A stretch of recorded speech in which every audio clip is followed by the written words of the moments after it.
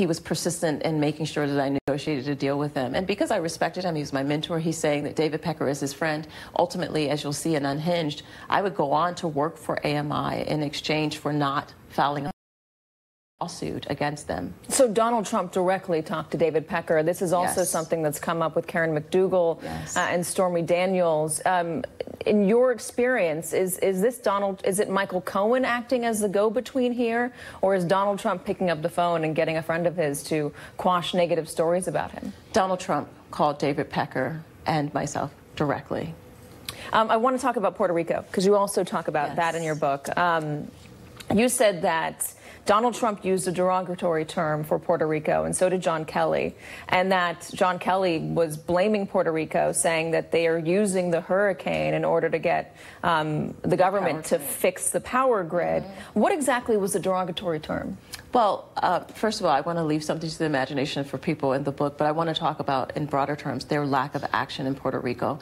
Tom Bossert, who was the incredible person inside actually trying to get things done, to get aid to Puerto Rico, was shut down at every single turn. He tried to get the finances, he tried to get food, he tried to get resources. John Kelly was slow to act and slow to okay things. And it just baffled me why they worked so quickly to get resources to Florida after the hurricane, to get resources to Texas, and yet they allowed the people of Puerto Rico to suffer. In fact, the condition of Puerto Rico right now is a direct result of lack of inaction by John Kelly. And it's not for Tom Bossert trying, it's because he blocked them. Why leave derogatory terms to the imagination? We've already heard about S-hole countries. Can you tell us what the term was? I think that you will see in the book a lot of the derogatory terms. The book doesn't name the derogatory term for Puerto Rico. Because I have had to outline all of these disgusting things that he said, and I think that he'll have to answer to the American people exactly what he said and how he said it. Unfortunately, those particular remarks But if we don't know what he said and how he said it, how is he going to answer those remarks were stated actually in a sensitive environment, and I've always been very sensitive.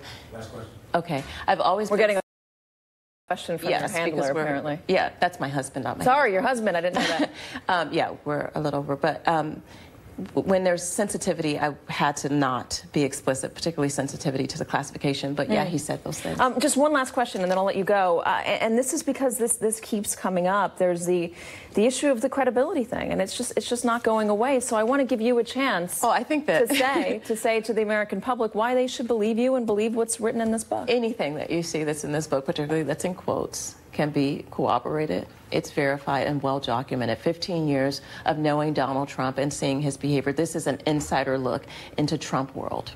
Is it on tape? You've heard all the quotes on tape? You've heard a lot of them. Trust me.